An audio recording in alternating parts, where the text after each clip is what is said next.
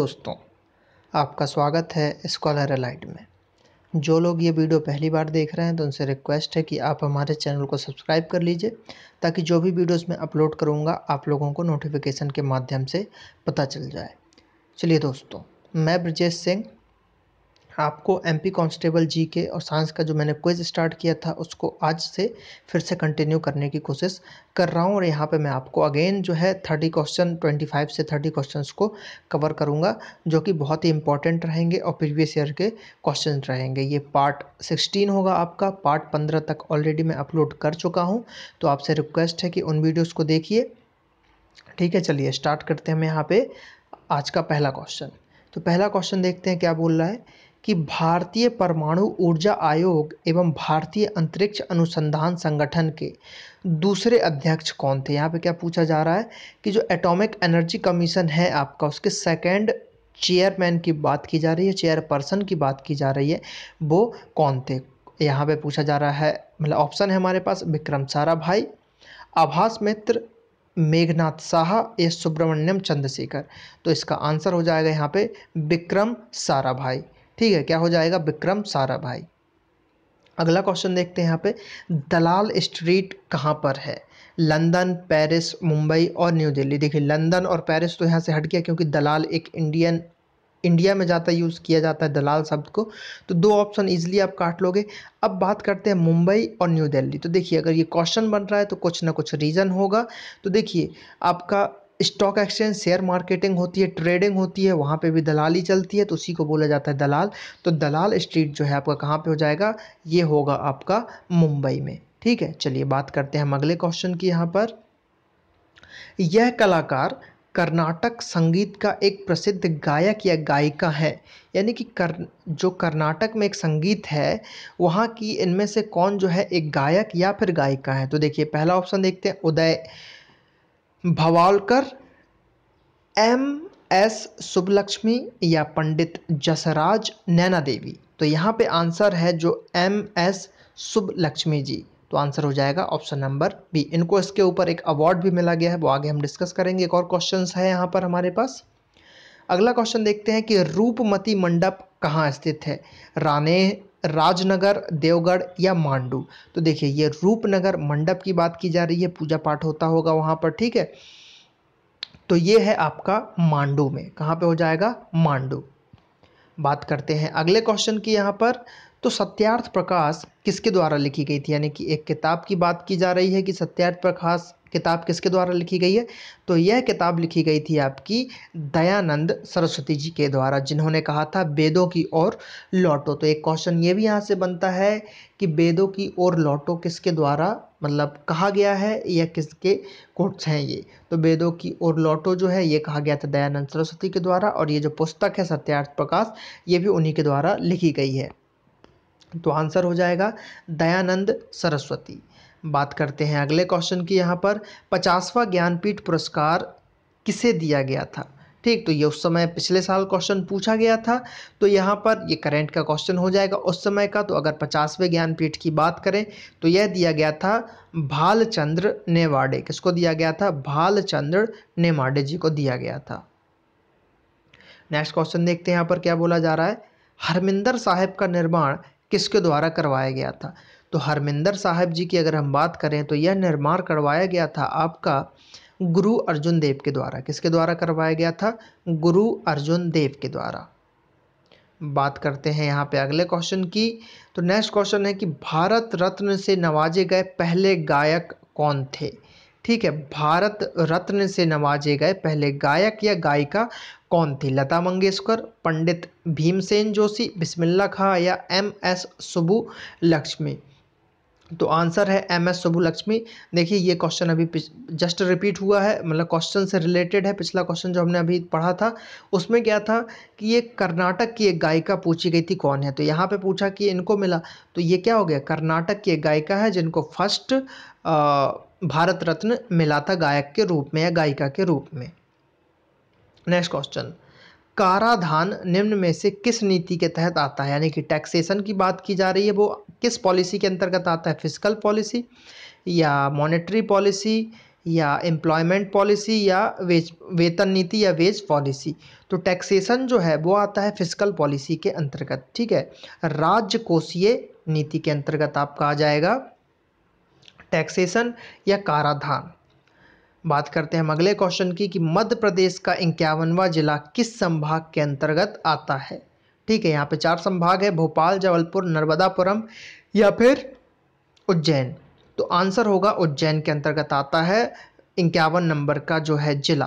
तो यहाँ पे क्वेश्चन है आप लोगों के लिए कि आपको कमेंट बॉक्स में ये लिखना है कि 51 जो 51वें नंबर का जिला बना हुआ है वो कौन है, उसका नाम आपको कमेंट करके बताना है। चलिए बात करते हैं हम अगले क्वेश्चन की कि विक्रमादित्य यानी कि जो उपाधि दी जाती है विक्रमादित्य की, तो उसका अर्थ क्या है। विक्रमादित्य की बात की जा रही है तो उसका अर्थ क्या पूछा जा रहा है। तो कौशल का सूर्य, ठीक है, या फिर बोझ जो से हराया नहीं जा सकता, सूर्य भगवान का पुत्र या भगवान का उपहार। तो विक्रमादित्य का मतलब है कौशल का सूर्य। नेक्स्ट क्वेश्चन, नोबेल पुरस्कार प्राप्त करने वाले पहले भारतीय कौन थे। ठीक है, तो नोबेल पुरस्कार प्राप्त करने वाले पहले भारतीय की बात की जा रही है। तो पहले भारतीय थे रविन्द्रनाथ टैगोर। कौन थे? रविंद्रनाथ टैगोर। और कैलाश सत्यार्थी को भी हाल ही में मिला था, ठीक है, शांति का नोबेल पुरस्कार उनको मिला था। तो लेकिन पहले पूछे जा रहे हैं तो पहले हो जाएंगे रविन्द्रनाथ टैगोर। इनसेट मुख्य नियंत्रण सुविधा डैश में स्थित है, यानी कि इनसेट का जो है नियंत्रण सुविधा केंद्र जो है कंट्रोल फैसिलिटी वो कहाँ पर लोकेटेड है। कोचीन, अहमदाबाद, थुम्बा या हसन। तो इसका आंसर हो जाएगा हसन। क्या हो जाएगा? हसन। भारत के राष्ट्रीय कैलेंडर का पहला महीना कौन सा होता है। भारत के राष्ट्रीय कैलेंडर का पहला महीना कौन सा होता है? श्रावण, फागुन, कार्तिक, चैत।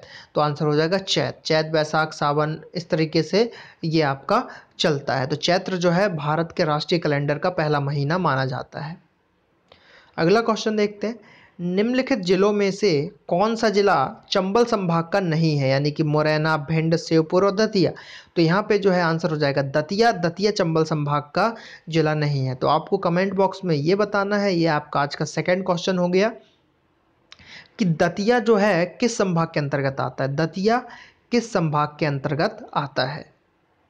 अगला क्वेश्चन, सभी जीवित प्राणियों के लिए ऊर्जा का परम स्रोत सूर्य है और सूर्य सौर ऊर्जा को किसके द्वारा पकड़ा जाता है। ठीक है, यानी कि सौर ऊर्जा जो है उसको किसके द्वारा आप ट्रैप कर सकते हो। तो इसका आंसर हो जाएगा पर्णहरित वर्णक द्वारा, यानी कि क्लोरोफिल पिगमेंट के द्वारा। यानी कि जो पौधे हैं, पौधे क्या करते हैं, क्लोरोफिल की उपस्थिति में सूर्य से ऊर्जा प्राप्त करके अपना भोजन प्राप्त कर लेते हैं, अपना भोजन बना लेते हैं। तो इस तरीके से आप सूर्य की ऊर्जा को ट्रैप कर सकते हो। नेक्स्ट क्वेश्चन, चांद का पृथ्वी की अपेक्षा गुरुत्व है, यानी कि कितना है चांद का पृथ्वी की अपेक्षा 1/6 है। यानी कि अगर आप यहाँ पर 60 किलो को है, मतलब आपका अगर वजन यहाँ पे 60 किलो का है और चांद पे आप जाओगे तो वहाँ पर आप सिर्फ 10 किलो के रह जाओगे। ठीक है, तो इसका आंसर हो जाएगा 1/6। यानी कि 100 न्यूटन और 50 न्यूटन परिमाण के बल एक वस्तु पर समान दिशा में कार्य कर रहे हैं तो परिणामी बल जो होगा वो क्या होगा। तो वो दोनों जुड़ जाएंगे तो आपका हो जाएगा 150 न्यूटन का। ठीक, चलिए बात करते हैं हम अगले क्वेश्चन की। अंतः श्वसन के दौरान पसलियां क्या होती हैं, बाहर की ओर जाती हैं, अंदर की ओर जाती हैं, ऊपर की ओर जाती हैं, कैसा होता है। तो अगर आप श्वसन की बात कर रहे हो, श्वसन आप कर रहे हो, अंतः श्वसन की बात की जा रही है, जब वायु आप अंदर ले रहे हो तो जो है वो बाहर की तरफ पसलियां मूव्स करेंगी जब आपके अंदर वायु जाएगी। तो बात करते हैं अगले क्वेश्चन की, अनाज के बीजों का भूसे से पृथक्करण करना क्या कहलाता है। ठीक है, यानी कि अनाज जो है उसको अलग किया जाता है, भूसा अलग अनाज अलग, तो उसको क्या कहा जाता है। तो उसको बोला जाता है फटकना। क्या बोला जाता है? फटकना बोला जाता है, क्योंकि भूसा थोड़ा बहुत अगर उसमें रह गया तो उसको फटकोगे तो अनाज अलग और भूसा अलग हो जाएगा। गर्मियों में टेलीफोन के तार अनमन हो जाते हैं, इसका कारण, यानी कि जो है टेलीफोन वायर्स गर्मियों में जो थोड़े टेढ़े मेढ़े हो जाते हैं वो क्यों हो जाते हैं। तो ऊष्मा के कारण प्रसार हो जाता है। ठीक है, हीट गर्मी के कारण जो है तार फैल जाते हैं। ये हर जगह होता है, हर मेटल में होगा। ऐसा ही क्वेश्चन पूछा जाता है, ट्रेन की दो पटरियों के बीच गैप क्यों छोड़ा जाता है? तो वो भी गर्मियों में फैलते हैं, जिससे वो गैप के कारण पटरियां टेढ़ी ना हो जाए। ठीक है, हर जगह ऊष्मा के कारण जो है प्रसार होता है मेटल में अधिकतर। तो इसका आंसर हो जाएगा ऊष्मा के प्रसार के कारण। एक समतल दर्पण द्वारा निर्मित प्रतिबिंब की प्रकृति कैसी हो सकती है? आभासी हो सकती है क्या? ठीक, ऊर्ध्वशीर्षी हो सकती है क्या? पार्श्विक अधोशीर्षी हो सकता है क्या? तो देखिए, जो समतल दर्पण है उसके द्वारा ये तीनों तरीके के जो है प्रतिबिंब की प्रकृति हो सकती है। तो इसका आंसर हो जाएगा उपरोक्त सभी।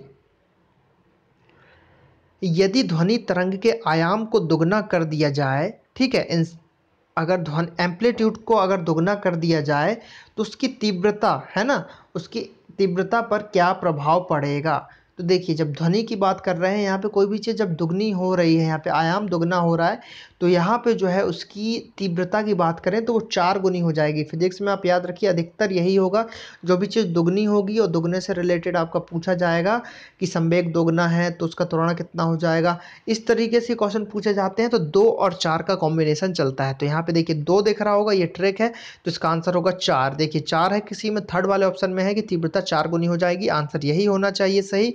यस, तीव्रता इसकी जो है 4 गुनी हो जाएगी।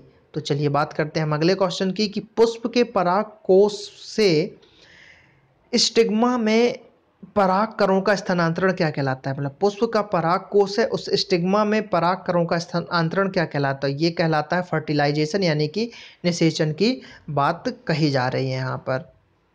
नेक्स्ट क्वेश्चन, पौधे या पशु के अंग के छोटे भागों का नाम क्या होता है?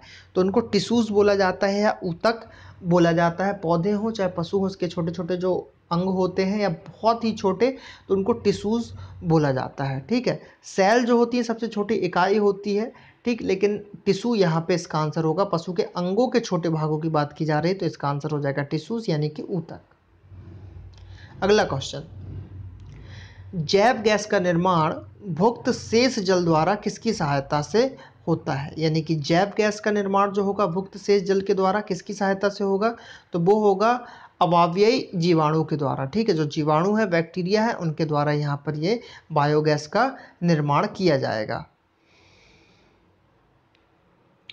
एमसीबी स्विच क्या कार्य करता है या क्या है? देखिए, घरों में एक एमसीबी लगा होता है कि जैसे ही कुछ अगर उसका लोड है, जैसे मान लीजिए 500 वाट का, और आपने 600 वाट की कोई चीज़ जलाए तो ऑटोमेटिक वो ट्रैप हो जाएगा, गिर जाएगा।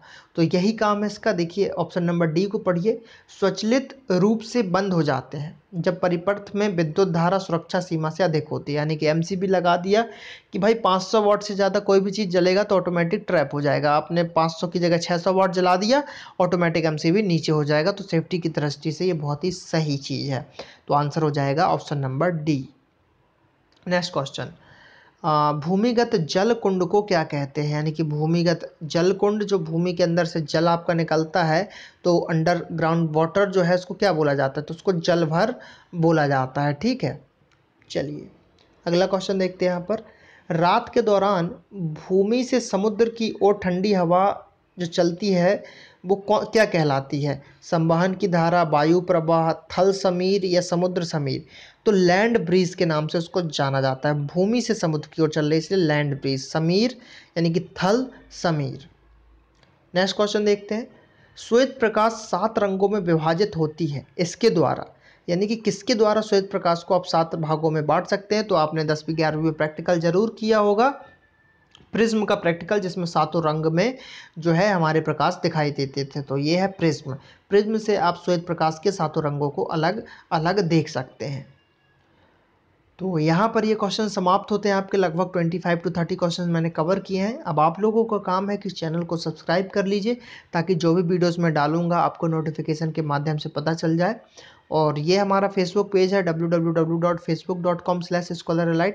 इसको भी आप लाइक कर लीजिए ताकि नए नोटिफिकेशन आपको मिलते रहें। चलिए मिलते हैं अगले पार्ट में। धन्यवाद।